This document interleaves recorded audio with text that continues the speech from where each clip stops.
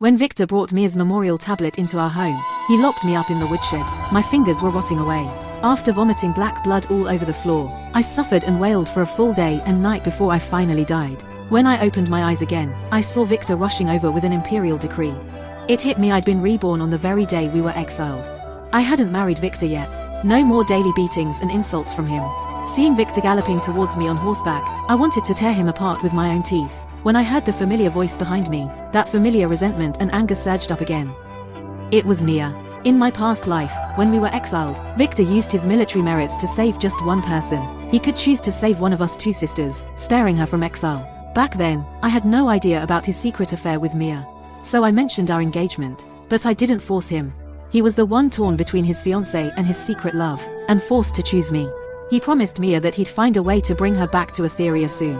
But a few days later, he didn't bring Mia back. Instead, he got word that Mia couldn't bear the soldiers' insults, and had thrown herself into a river. By the time Victor rushed there, all he found was an empty tomb. He came back and called me a jinx. It was you who pressured me with the engagement. I had no choice but to pick you. I was supposed to marry Mia. It's Mia I love. Mia is the one I wanted to spend my life with. Why weren't you the one exiled? Why didn't you die instead? That day, he hurled the vilest curses at me, humiliated me, turned me into the laughingstock of all Athetheria. But he'd forgotten that engagement contract of ours was something he begged my parents for, kneeling in the winter snow. He'd forgotten, when he was off at war, I was the one sending him money, supplies, warm clothes. And he even forgot when his failing estate couldn't even afford a doctor. I called in the best physicians from Athetheria for his mother. Precious medicines flowed into the general's estate like water. I even personally tended to his mother at her bedside. I had no family to back me up, a daughter of a disgraced official. I couldn't leave. I couldn't run. All I could do was swallow my pride and keep his crumbling estate running. Later, when he made his name, he forced poison down my throat. This time, I knelt on the ground, silent. I didn't look at Victor. I didn't mention our engagement. Instead, it was Mia beside me, who looked up at him with those pitiful, pleading eyes, shedding silent, fragile tears. He glanced back and forth between us a few times. Seeing me keep my head down and say nothing, he finally stopped in front of Mia. Mia is delicate. Too frail for exile. She'll stay in Athetheria for now. None of this surprised me. My heart was eerily calm. Instead, whispers erupted all around us. I heard General Thorne's fiancée was the second daughter of the Vance family. So why is the general now choosing the eldest daughter? Eldest daughter, please. That Mia's nothing but a bastard. Mrs. Vance was kind enough to take her in back then, only to end up raising a viper for her own daughter. Didn't you hear it just now? The general called her Mia. Isn't it obvious? By then, Mia's shackles were already off. She threw herself into Victor's arms without a second thought. The two of them paid no mind to the surrounding gossip, holding each other tightly. Victor looked at her with eyes full of pity. My mother, furious, stepped forward to argue. Victor, you're engaged to our Clara. The one who cared for your sick mother was also Clara. Now we're in trouble. Your sworn brother is dead, and your master's gone missing. Yet you won't help Clara, but you spare this bastard from exile. Victor, have you no conscience? Victor once studied under my father. Now my father is missing. His brother, my own brother, died on the battlefield. Yet he doesn't say a word about it. In my past life, I begged him to clear my father's name, to uncover the truth. But I died waiting, with nothing to show for it. Faced with the crowd's gossip and my mother's accusations, before Victor could even reply, Mia's eyes were already red. She weakly hid behind Victor. Please, Mom, don't blame Victor. It's only out of pity for my health that he saved me. If you and Clara object, we can always switch back. With that, she moved to pick up the shackles, to return to the exile procession. Victor grabbed her arm. The last trace of guilt vanished from his eyes. He glared at me viciously. These are my merits to spend. I save who I want. Ignoring everyone's protests, he took Mia's hand and turned to leave. Mom, still furious, wanted to argue more. But I stopped her. General Thorne, wait. Victor turned, thinking I was going to pester him. His eyes filled with disgust. Clara, I'll save you. Just not now. You better. I scoffed. I couldn't stand another word of his hypocrisy. I don't need saving. General Thorne. I just have one question for you. General Thorne, since you're engaged to me, why are you sneaking around with Mia? What nonsense are you spouting? Clara, I didn't. Both Victor and Mia's faces darkened. Am I talking nonsense?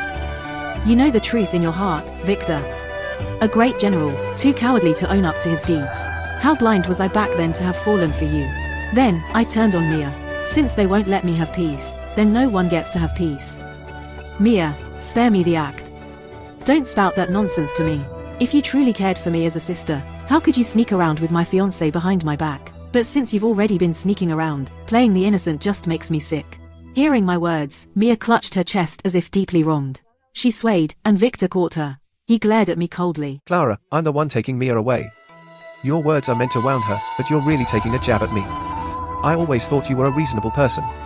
I see now you're nothing special. His words, nothing special, not only dismissed all my efforts over the years, but dismissed me as a person. Grievance, resentment, sorrow, my eyes burned red. If I'm nothing special in the General's eyes, then today, before all these people, break our engagement, and return my token. You want to break off the engagement? Victor clearly didn't expect me to demand this. Yes, not only will I break it off, but all the money, jewelry, medicine, fabric, and your mother's medical fees I sent to your estate over the years, it must be at least $1 million, if not 800,000. You will pay back every last cent. Clara, you go too far. Victor panicked, his face flushing red. Veins bulged on his forehead. I just shrugged with a smirk. Clara, it's improper to ask for gifts back once given. Besides, carrying such valuables on the road to exile would only attract unwanted attention. What if you encounter bandits? Mia seemed fragile, but she was heartless. Who says you can't ask for things back? I looked coldly at Mia. Weren't you once a lady of the Vance estate? How can your vision be so short-sighted? If I were you, I'd make Victor break the engagement now, and even help him repay the debt. That way, there'd be no engagement between Victor and me, and no financial ties. Then you could enter the General's estate with a clean slate, and marry him as Mrs. Thorne without a care, right? Of course, if General Thorne refuses to pay. My face turned cold as I glanced at the two of them. This road of exile passes through many towns. I'd be happy to spread the word about General Thorne's little adventures, and his history as a freeloader. As soon as I finished speaking, someone in the crowd burst out laughing. Even the escorting guards crossed their arms, just waiting for the show. A flash of calculation passed through Mia's eyes. But on the surface, she looked meekly at Victor. Victor's look of disgust towards me grew even more pronounced. Maybe it was my veiled accusations, or maybe he just didn't expect me to demand we break off the engagement, right then and there, with no regard for his pride, hounding him for money like some gold digger. Clara, you're the family of a traitor now. Forget about gold, silver, or any valuables. You can't take a single penny out of Athetheria. He avoided the main issues, not mentioning the broken engagement or repaying the money. Who said I wanted to take it with me? My voice was clear and firm. I'm donating every last bit of that money to Grace Charity in the West End. I stressed the words Grace Charity. The crowd immediately erupted. She said she'd donate the money to who? Grace Charity. You mean that Grace Charity? The one that takes in sick and disabled kids? I heard it was founded by Prince Arthur and Lady Beatrice. Ever since Prince Arthur passed away, I stood in the very center of the crowd, shackles and all. My back was straight, my gaze resolute. If I remember correctly from my past life, around this time, in a two-story tea house not far from where we were standing, by the window sat the current Grand Princess Victoria and Lady Beatrice. The Grand Princess and Prince Arthur were the current Emperor's full siblings. The three of them were very close, especially Prince Arthur. 2 years ago, while traveling, he took a poisoned arrow meant for His Majesty, and ultimately succumbed to his wounds. His Majesty, grateful for Prince Arthur's life-saving act, and to honor their brotherly bond, had the young lord from Prince Arthur's estate brought into the palace to be raised alongside the Crown Prince. And Her Highness, the Grand Princess, would often visit Prince Arthur's estate to keep Lady Beatrice company. With her own brother gone, and her nephew taken into the palace by the Emperor, as women themselves, the Grand Princess could understand Lady Beatrice's hardship. In my past life, when Victor chose me, the Grand Princess and Lady Beatrice happened to be in that tea house. That's why the Grand Princess praised Victor for his loyalty and honor. Not only did it give him a good reputation, but it also caught His Majesty's eye. This time, I'm gonna make that loyal and honorable reputation of his reek. Clara, are you really breaking off our engagement? Are you really this cruel? Victor could tell I meant business, because he actually softened his tone. I know you're angry that I saved Mia first. Don't worry, I will also. I didn't need to let him finish. Break it off. Pay up. At that, Victor's face twisted with rage. He threatened, through gritted teeth. Clara, don't forget you're the family of a traitor. Anything can happen on the road to exile. If you don't want. Even in shackles, I still managed to throw a punch. The chains lashed hard against Victor's body, and a slap landed on his face, full of vengeance. My eyes are bloodshot with fury. You monster! Anyone else can call me a traitor's daughter, but you don't get to. My father raised you since you were a boy. How could you not know what kind of man he is? He served the court, and His Majesty with his life. He was loyal to the bone. My only brother was killed by the enemy. How could my father possibly commit treason? Instead of helping to clear his name, you're here threatening a widow and her child. Sweetheart, My accusations, every word dripping with blood and tears, and Victor's actions. Even the guards escorting us looked at him differently. "Sweetheart, how dare you hit me?" Victor instinctively raised his hand to strike back. At that very moment, a clear voice rang out from behind the crowd. "Make way for the Grand Princess. Make way for Lady Beatrice." Victor stopped. He glared at me fiercely before kneeling to pay his respects. I knelt on the ground, my face calm, but my heart pounding like a drum. "You are Clara, daughter of old General Vance." A gentle voice spoke, carrying an innate authority. "I, Clara Vance, pay my respects to your highness and your grace. Look up." I slowly looked up. Grand Princess Victoria was just as majestic and dignified as I remembered from my past life. And Lady Beatrice was as gentle and approachable as ever. I heard you want to break off your engagement with General Thorn. Is it because he didn't save you, but saved Mia instead? The Grand Princess had asked. "Your Highness, whoever General Thorn chooses to save with his military merits is none of my concern. I actually have other reasons for wanting to break it off." Oh, do tell. Lady Beatrice, standing to the side, was clearly intrigued. "Your Highness, Your Grace." I bowed my head to the ground and said, slowly and clearly, while engaged to me, General Thorn was having a secret affair with Mia. That's disloyal. My father treated him like a son, teaching him our family's combat techniques and battlefield strategies, yet he spat on the dignity of my parents and elders, and showed no respect for the Vance estate. That's ungrateful. When he was off at war, I was the one sending him money and supplies to get him out of tight spots. When his mother fell gravely ill, I tracked down the best doctors. I spent a fortune on his mother's treatment, and now, when it comes to breaking off the engagement or paying me back, he hasn't said a word. That's dishonorable. A man who is so treacherous and despicable doesn't deserve to be my fiancé. So I beg your highness and your grace to rule in my favor and annul this engagement. Victor's face flushed, veins popping on his forehead. He glared at me, eyes sharp as daggers.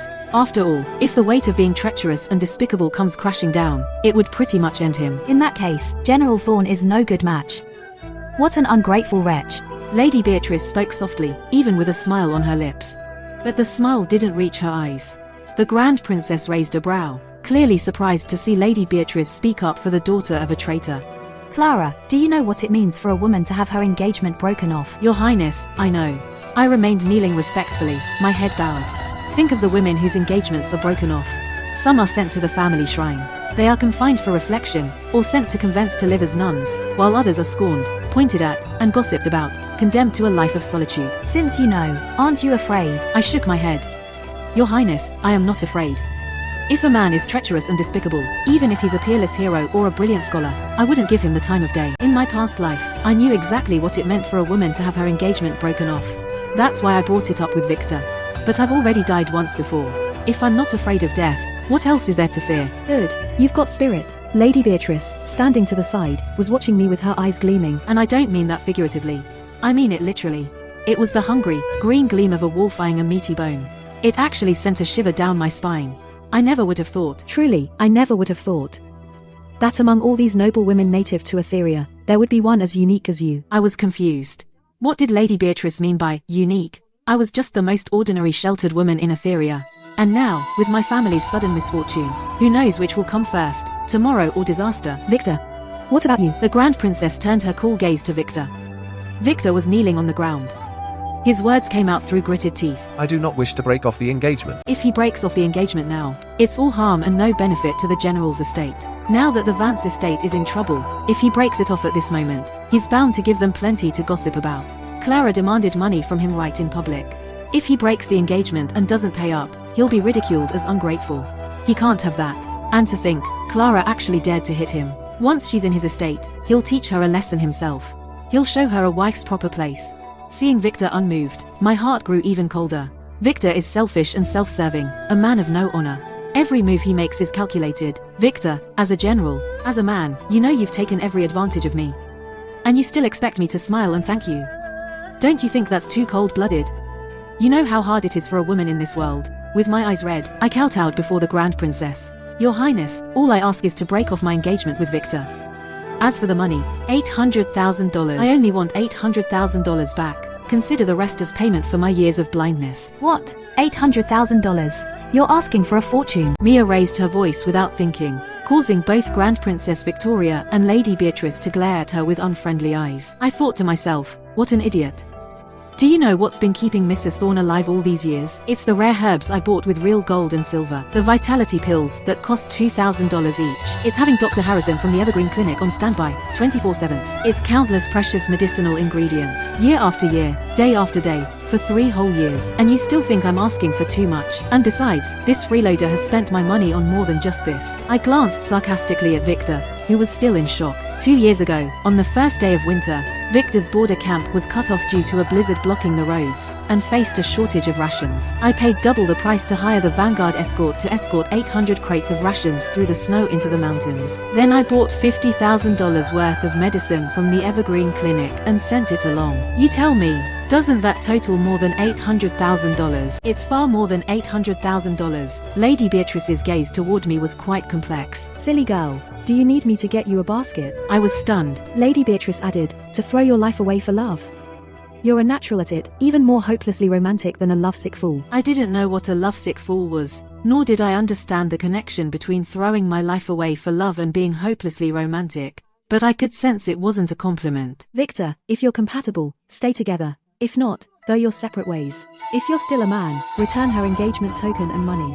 Wouldn't that be better for you to fly away with your pretty little thing behind you? Lady Beatrice glanced coldly at Mia. Mia, already deathly pale, shrank back behind Victor. She is illegitimate, after all. So petty. Then Grand Princess Victoria spoke up. Since Lady Beatrice has spoken, Victor, I hereby grant you permission to break off your engagement with Clara. Return the token and the money. Victor didn't want to. But with Grand Princess Victoria and Lady Beatrice bearing down on him, he had no choice but to give in. But the look he shot me was like a poisoned arrow, like he wanted to run me through right then and there. I bet it never even crossed his mind that a traitor's daughter like me, about to be exiled, could have such an impact on the general's estate and on his own reputation. Victor left with Mia to the jeers and pointing fingers of the crowd. Grand Princess Victoria and Lady Beatrice were still there. So the guards didn't dare to rush us. But then, Mom acted before I even noticed. She was crawling forward on her knees. She was already banging her head on the ground before the Grand Princess and Lady Beatrice. Your Highness, please. Your Grace, please save my daughter. She's not even 17 yet. If she's exiled with us, I'm afraid she won't survive. Your Grace. Mom, what are you doing? Her forehead was already bleeding from the banging. I had been holding back my tears for so long. But they finally started streaming down my face. I bowed my head to the Grand Princess and Lady Beatrice. Your Highness, Your Grace. I am not afraid of exile, nor am I afraid of death. But I must proclaim my father's innocence. My father has always been a man of integrity, showing absolute loyalty to His Majesty and the court. He would never commit treason. Now my eldest brother has died in battle, and my father is missing. My family, the Vances, have been so wronged. In my past life, my brother died, my father went missing, and the Imperial Guards came with those so-called treasonous documents and raided the Vance estate. His Majesty issued a royal decree exiling my family 1,000 miles away. From the incident to the exile, to Victor poisoning me, and then to my death, all in under 2 months. The fear. It's blurred all those details, but now, thinking calmly, there's something I must have missed. I have to survive. I have to stay in Athetheria. Only then can I get to the truth. I crawled forward on my knees, Your Grace. While I may not be the most talented, I have benefited from my family legacy. I was taught by a great scholar I can read and write. I wish to go to Grace Charity to care for the children and teach them. And as for the $800,000, I am true to my word. I will donate it to Grace Charity, and I will never break a promise. I know that ever since Prince Arthur passed away and the young lord entered the palace, Lady Beatrice has established the Athetheria Weaving Bureau, the Embroidery Academy, and the Dyeing Yard. They take in women who have been cast out by their husbands, who have nowhere else to turn, or whose lives are ruined by so-called reputation. I was clinging to hope that I could be one of those women. I beg you, Your Grace, have mercy on me. Please, save me. Save my family. A heavy silence fell. So quiet that even the onlookers held their breath. I lost track of time before a sigh was heard. Very well. Lady Beatrice looked at the Grand Princess. Victoria, you said Victor used his military merits to save Mia's life. What can I use to save Clara's? The Grand Princess was speechless. Why don't you just give that $800,000 to His Majesty? That's out of the question. That $800,000 is 2 years' worth of food for the children. Besides, I've found them a great scholar. If you've already decided, why ask me? The Grand Princess stepped up and into the carriage. Lady Beatrice smiled faintly and turned to look at me. My abilities are limited. I can save only you. Go say goodbye to your mother. Report to Grace Charity tomorrow. With that, she turned and boarded the carriage. She instructed the driver. To the palace, I chose to stay. Once again, on the day of exile, I remained in Athetheria. This time, I won't have to live under their roof at the general's estate. I won't have to wait on anyone hand and foot, or endure daily humiliation and beatings. And I won't be poisoned and die a miserable death. I gave all my valuables to the guards escorting them. I begged them to look after the Vance family on the journey. The guards were surprisingly kind. Miss Vance, we respect old General Vance and the young general. We'll take good care of the Vance family. I was shocked. If they had been this kind in my past life, why did Mia jump into the river and drown herself halfway through? So he was lying. All farewells must come to an end. Before nightfall, I returned to the estate through the unsealed back gate. Seeing the familiar sights before me, I finally broke down and wept uncontrollably. But I never imagined Victor would stoop this low. That night, I woke from a deep sleep and saw Victor holding a knife to my throat. After Mia died, Victor became more and more violent. He would lash out at me from time to time. So I was always on edge, even in my sleep. The slightest movement would make me open my eyes. There stood Victor, dressed in black, his face twisted with rage as he glared at me. You're awake. I never thought that without my help, you'd actually manage to stay in Athetheria. I guess I underestimated you. I lay there fully dressed, meeting his gaze calmly. Victor, remember the first lesson my father taught you. A soldier's blade is for the enemy on the battlefield, not for his own people, not for women and children. Shut up. Victor clamped a hand over my mouth and threw me to the floor. If you'd just gone quietly into exile and waited for me to save you, I wouldn't have to raise a blade against you. I'll admit, I did pity you. After all, you did take care of my mother. We had an engagement. But then you broke off our engagement in public, demanded money from me, and made me a laughingstock. His anger grew, and his eyes filled with pure malice. Now, only with you dead, will my past never be brought up again. Then, I can marry Mia with a clean conscience. I kept my hands down and secretly gave the soft flesh of my thigh a hard pinch. Tears instantly sprang to my eyes. I choked out, "We were childhood sweethearts, Victor. My father was your respected mentor. And now you'd kill me, for Mia. A woman's tears are her best weapon." I put on a pitiful show, sobbing uncontrollably, and collapsed against him. While he stood there stunned, I flicked my wrist. I drove the floral hairpin, without hesitation, deep into his chest. Ag, a sneak attack, sweetheart. Victor took a swing at me. I rolled away with the momentum. Not a trace of tears left on my face now. Victor, if I were you, I wouldn't move a muscle right now. After all, I poisoned that floral hairpin. The more you fight, the faster the poison will spread, and the quicker you'll die. Little did anyone know that before returning to the estate, I secretly went to see Dr. Harrison. My father once saved Dr. Harrison's life. This poisoned floral hairpin was the weapon Dr. Harrison gave me for self-defense. Only thing is, it's not a lethal poison. But it'll still give Victor a world of hurt. How cruel you are, sweetheart. Victor felt dizzy, his head spinning. I'm nowhere near as cruel as you. After all, you could just stand there and watch your master get framed without lifting a finger. Either you're just cold-blooded, or you're up to something. So, Victor, which one is it? Victor's pupils shrank. A flicker of panic crossed his face, then vanished instantly. He shot me a glare, then turned and leaped out the window. And I stood there quietly in the dark, biting down on my lips so hard, letting the taste of blood flood my mouth. My suspicions were right. Victor was indeed involved in my father's murder. From the moment I was reborn, I've been replaying my past life. In my past life, Victor saved me from exile. I instinctively saw him as my rock. I cared for his sick mother, managed the general's estate for him, and asked him to secretly investigate why my father was framed and who was behind it. But until the day I died, Victor never found a single shred of evidence. But you know what? Everything changed for him in just 2 months. He became the man everyone in Athetheria wanted to know. Then, when I was locked in that woodshed, I overheard the servants say Prince Richard was visiting the general's estate, like it was the biggest honor for the whole estate. Looking back, there was no war.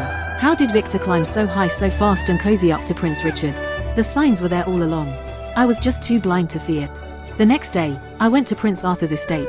Lady Beatrice and I talked in the study for nearly 4 hours. When I left, my eyes were red from crying, and Lady Beatrice's carriage went straight to the Grand Princess's estate. I didn't save you for that $800,000, but because you dared to break with tradition, to cast off your shackles, and give women in this world a real choice. Now that you're with me, you're going to learn to take control of your own life. I want you to see how big the world really is, not just trapped by the petty dramas of sheltered women. These words, they were spoken to me by Lady Beatrice. She said a woman could study, master all schools of thought, and see through the tides of history. She said a woman could go into business, travel 10,000 miles and behold the vastness of heaven and earth. She said the word country is a heavy burden, especially for those of royal blood, who shoulder the duty to protect and provide for the people. She said she respects heroes, especially those who defend our homeland. We mustn't let our heroes shed blood, sweat, and tears in vain. She poured her heart out like that, and it moved me to tears. After pulling myself together, I headed to Grace Charity and bumped into Mia at the crossroads. Today, despite her fine clothes, the dark circles under her eyes were plain to see. Clara, I've finally caught up to you. Mia approached me. Victor's injured and poisoned. Mrs. Thorne's condition has worsened. I went to get Dr. Harrison, but he kept making excuses. What does that have to do with me? I cut her off. You can't even handle one night of this. Wait until you marry Victor. This will be your life every single day. I turned to leave, but she stopped me again. I'm leaving of my own accord. Clara, for the sake of our past bond, please save Victor. I just thought it was ridiculous. I can't save him, but someone else can. Who? Prince Richard. Victor is too proud. He can't bring himself to go to Prince Richard for help. But you can. At the mention of Prince Richard, Mia's eyes lit up. I'm the daughter of a traitor. I doubt I'd even get an audience with Prince Richard. I sneered inwardly. True, Prince Richard is of noble status. He is peerlessly handsome. So many noble ladies of Athetheria linger near Prince Richard's estate, hoping for a glimpse, dreaming of entering his household and becoming his mistress. If you go there rashly, he certainly won't see you. However, what? Mia asked urgently. I smiled.